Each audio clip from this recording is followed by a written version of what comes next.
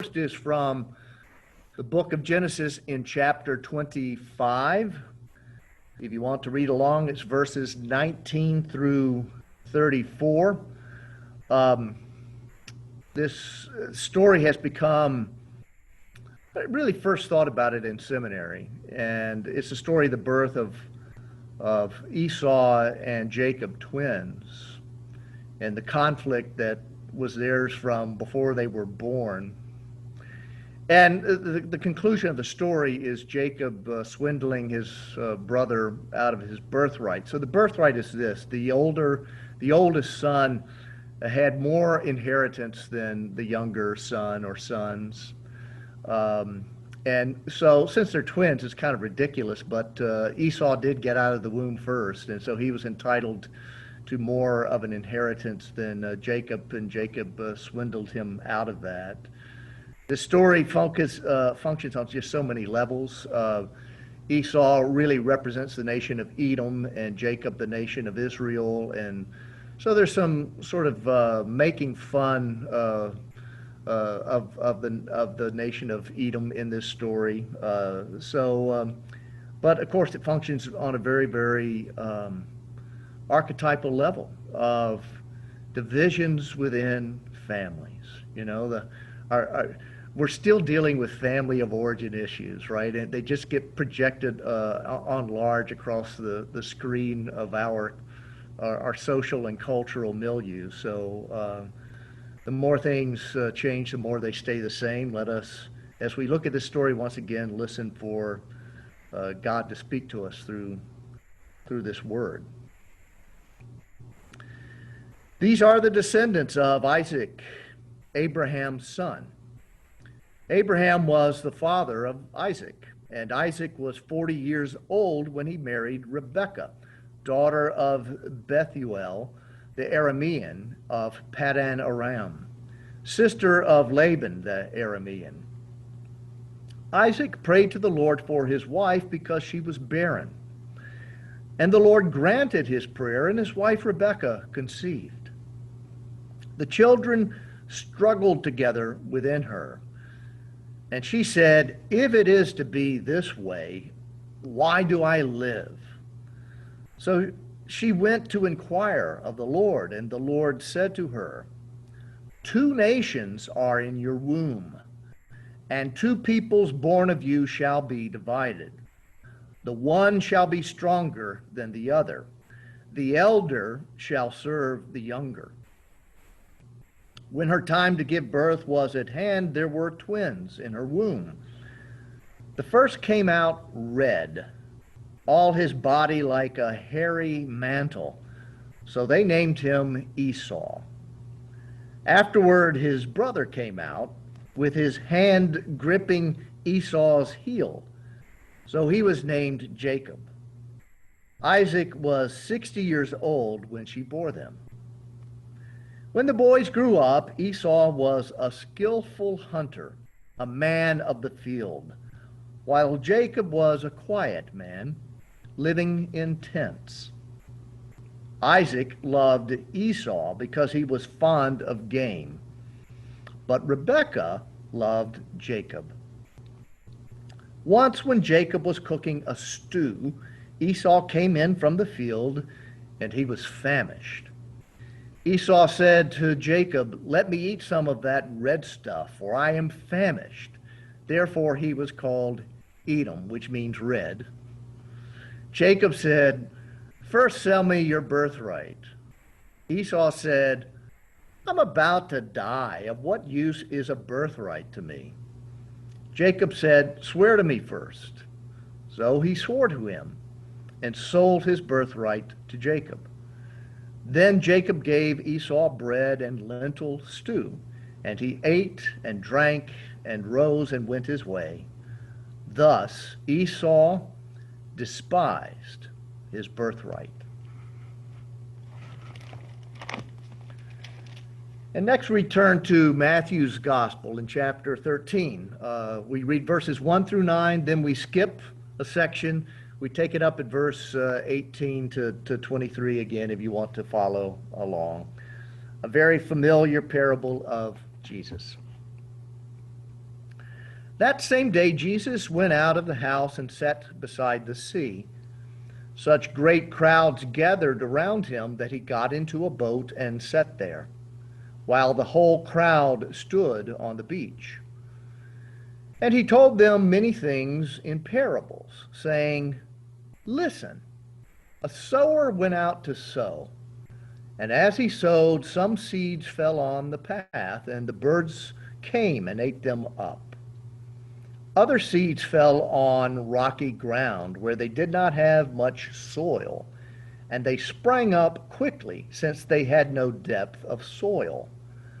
But when the sun rose, they were scorched, and since they had no root, they withered away. Other seeds fell among thorns, and the thorns grew up and choked them. Other seeds fell on good soil and brought forth grain, some 100-fold, some 60, some 30. Let anyone with ears listen. Skipping to the next section. Hear then the parable of the sower. When anyone hears the word of the kingdom and does not understand it, the evil one comes and snatches away what is sown in the heart. This is what was sown on the path. As for what was sown on rocky ground, this is the one who hears the word and immediately receives it with joy. Yet such a person has no root, but endures only for a while. And when trouble or persecution arises on account of the word, that person immediately falls away. As for what was sown among thorns, this is the one who hears the word, but the cares of the world and the lure of wealth choke the word, and it yields nothing. But as for what was sown on good soil, this is the one who hears the word and understands it, who indeed bears fruit and yields, in one case 100-fold, in another 60, and in another 30. This is the word of the Lord. Thanks be to God. So, I'm interested this morning in that section of Matthew's gospel that we did not read. That between the telling of the parable and the explanation of the parable. So, just one comment right off the top. Jesus first just tells a parable, about sowing seeds. Doesn't explain it, just a story about seeds. And that is told to the crowds. Then Jesus is in private, and that's where we have the section that we did not read happen, followed by Jesus' explanation of the parable. And this may sound like a small point if you're not a biblical scholar, but when you explain a parable, it's no longer a parable. It's what we would call an allegory. It's like the same thing. When you explain a joke, really, why bother? And maybe you're protesting because we like the explanation, right? We want to be on the end. We want to know. We want to understand. We want to have the answers. And in an allegory, what happens is it's in explaining of what is hidden. It is, and it has this correspondence that each image corresponds to an explanation or a point of view. So in this story, for instance, the thorn stands for the cares of the world and the lure of wealth. And, there's a sort of arbitrary quality to an allegory. Why, you might ask, does a thorn stand for the cares of the world and the lures of wealth? And the only real answer you can give is because Jesus said so. The one who tells the allegory gets to explain the allegory. Now, in a good allegory, the images that are used fit. And I think that this is a good allegory. The whole thing of what happens underneath the soil, right, corresponds to what happens in the soul of the human being or in the depths of our inner space. We live with our attention on the externals, what's above the surface. But what Jesus is interested in is what happens underneath the surface in our hearts. And so in this instance, I think it's a really good allegory. But the point that I really am belaboring at the beginning is that an allegory is not a parable. An allegory explains what is hidden, where a parable leaves all of the ends untied. It doesn't wrap it up in a bow for us. It lets what's not explained sit there in us. And the way our consciousness works is it gets in our subconscious. And it works on us until we find, a satisfying explanation or answer. And so I believe this is a really intentional strategy by Jesus to question us, to make us in some ways uncomfortable, so that we dig deeper and we get below the surface of ourselves and we take a deeper look at what's going on. So I really think that Jesus' primary way was that of the parable, not the allegory. He did not tell very many allegories, and when he did, it was to help out his closest followers because they were already in with him and engaged with him and already engaged in this process of looking deeper at themselves and leaning into the questions. So, just notice how different that is from our normal tendency. The human ego loves answers because the answers make us feel powerful and in charge. I've got the information, And so we want to turn spirituality into answers, information. And Jesus knows that the spiritual journey is not primarily about information. It's primarily about living with uncertainty and questions. So why would Jesus make us feel less secure? And I think the answer is because Jesus knows we really can't begin the spiritual journey until in really fundamental ways we begin to see that we're not secure on ourselves, to understand that, and to begin to seek for God in a deep and humble and honest way. So, now I'm ready to turn to the section that we didn't read, okay? So, the crowds, they get away from the crowds, and the disciples come up to Jesus and they say, Jesus, why are you talking to people in parables, right? Why aren't you speaking more plainly? Why aren't you giving them answers? And this is what Jesus says to their question. He says, the reason I talk to them in parables is that they look without seeing and listen without hearing or understanding. They look without seeing. They listen without hearing or understanding. Again, this goes against our grain, right? We would think, well, that's why you should tell them the answers. But Jesus says, this is why I speak to them in parables. Why? Maybe I'll get them thinking, searching, longing, questioning. Then he quotes this passage from Isaiah. He says, you will listen and listen again, but not understand, and see again, and not perceive. For the heart of this nation has grown coarse. Their ears are dull of hearing, and they have shut their eyes, for fear they should see with their eyes, hear with their ears, understand with their heart, and be converted and be healed by me.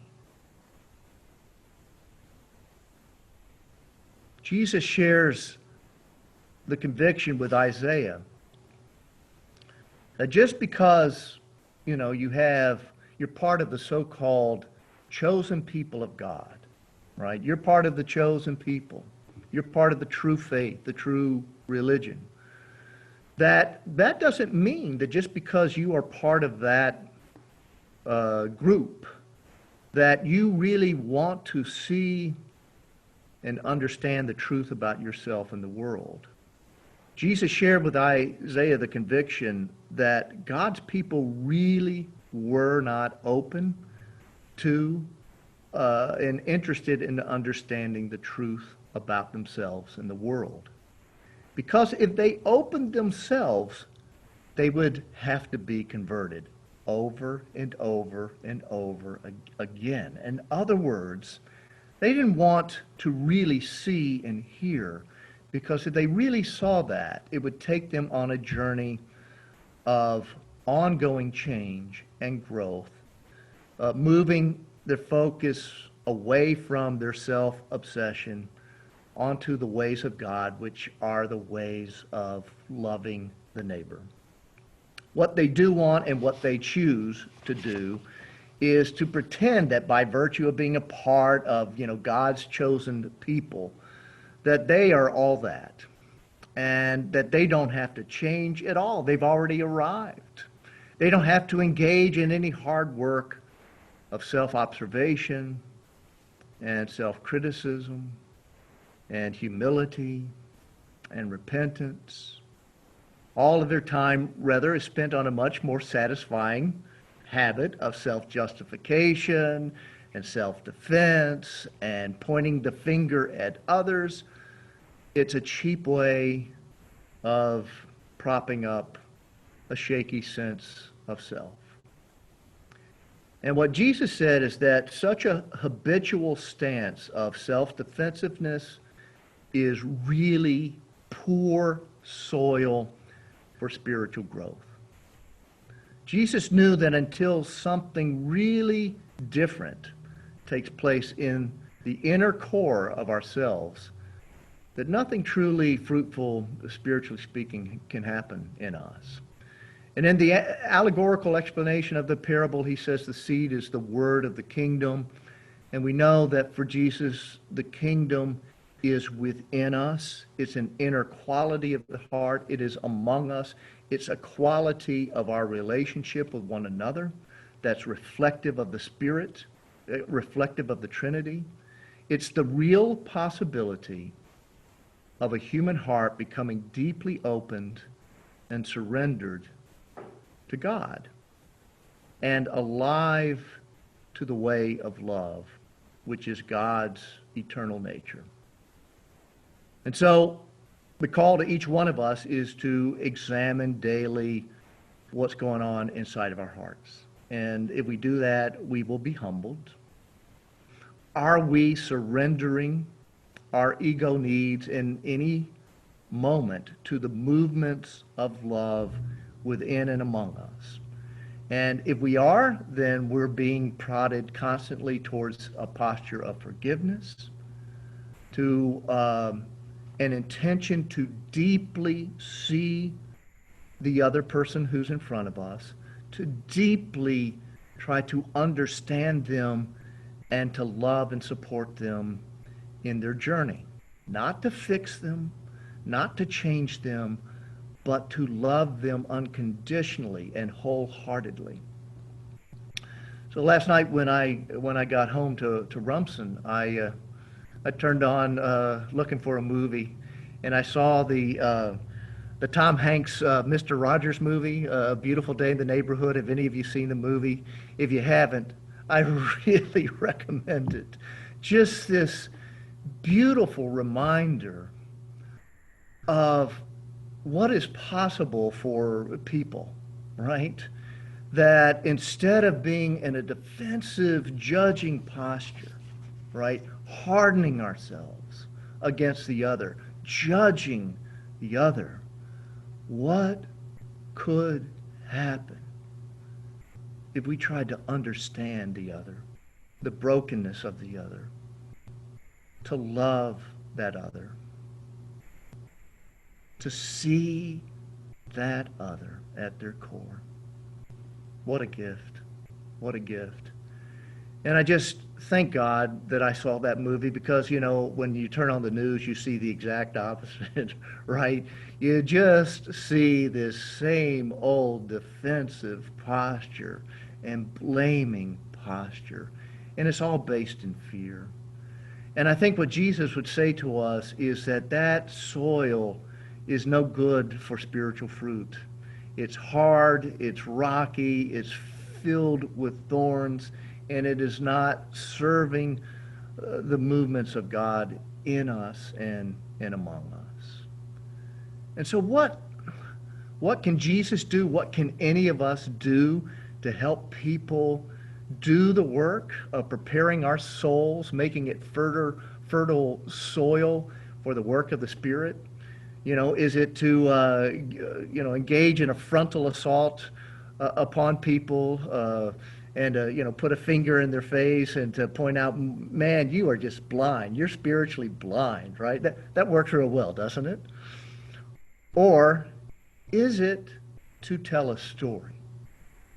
A story which might touch the heart, which might plant a seed that you may never see the result of, but trusting that there is a seed of God in every human heart that eventually might crack open the hardest of hearts. I take both displeasure and hope by the reality of how weeds can crack through anything, right? Just go along, you'll see them cracking through concrete or through asphalt. The strength of these little seeds, these weeds, when you're trying to make your yard look perfect is discouraging. But if we're thinking about it spiritually speaking, if we just practice touching into our own hearts and respecting that there is a living heart in the other, what miracles the Spirit might be able to perform with that. So I'm just going to end with some really brief reflections on the story that we read this morning in Genesis about these two twins, Esau and Jacob. It's, to me, one of the most compelling stories in all of the Bible. That you have these twins, right, who are set up for conflict even before they're born. They're at war in the womb to their mother's displeasure. And when they come out of the womb, the younger one, Jacob, is grasping onto the heel of the older brother as if to say, no, wait your turn. I'm gonna pass you, man. And so, and then they're different, right? So just by being different, automatically we're tempted to be in conflict and opposition. So Esau is the prototypical man's man, right? He's an outdoorsman, he's a hunter, he's a sportsman, and he is daddy's favorite. And Jacob, I guess we would call him a mama's boy.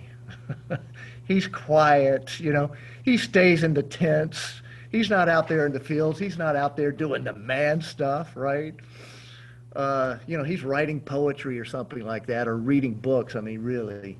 And so, just by their differences they're set up, and by the fact that mom and dad have their favorites, they're set up. And really, there's almost no hope for them to have a fruitful relationship unless somehow they find a way of breaking out of those limitations that the culture and our own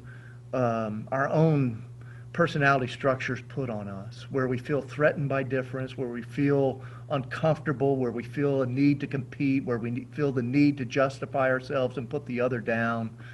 And then we have, allies in the journey and the family, and it gets played out, on a global scale over and over again. And the only hope is that they find a new self. And we don't get to that point in the story, but they do eventually. Life beats them both up. They get humbled. They discover a spiritual source. And eventually it enables them to take the journey of letting go, which is necessary for any reconciliation. But at this point in the story, all we have is hurt. and conflict. And Jacob swindles the birthright from Esau. And that's where the story leaves off. So I think the story has the potential to get us to be looking at ourselves and to look at the characters in the story and to begin to see how we may be like them in various ways. How do we defend our territory? How do we judge? How do we engage in conflicts? How do we perpetuate conflict? How do we resist moving to reconciliation? How are we like Esau, who who gave away his birthright for, a bowl of soup and a piece of bread? And, maybe we don't give our financial position away for such, but if our birthright, scripturally speaking, is a depth of a spiritual life, a spiritual commitment that is front and center and core of who we are, how are we like Esau that we throw that away for the sake of stuff like money and stuff and, food and drink, where that becomes the focus of our lives instead of the presence of God within us? And again, the story of Mr. Rogers, who, without using that Christian language, lived it. He was a Presbyterian minister, after all. Lived it.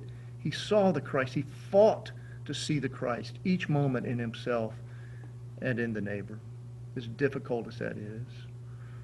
How are we like Jacob, right? Thinking that we can that we can compromise, let's put it this way, on our ethics, and hope to find the true treasures of life in doing so, right?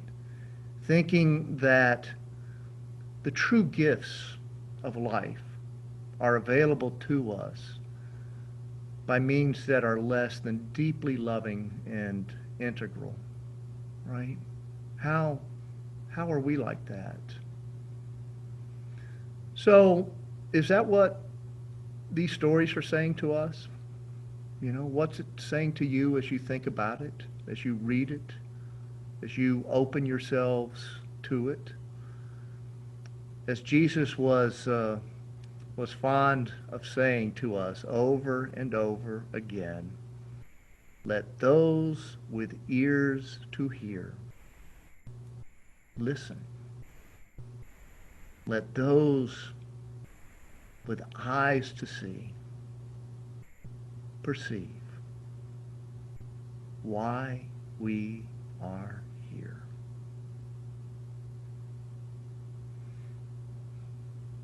May it be so. In the name of the Father, and the Son, and the Holy Spirit. Amen.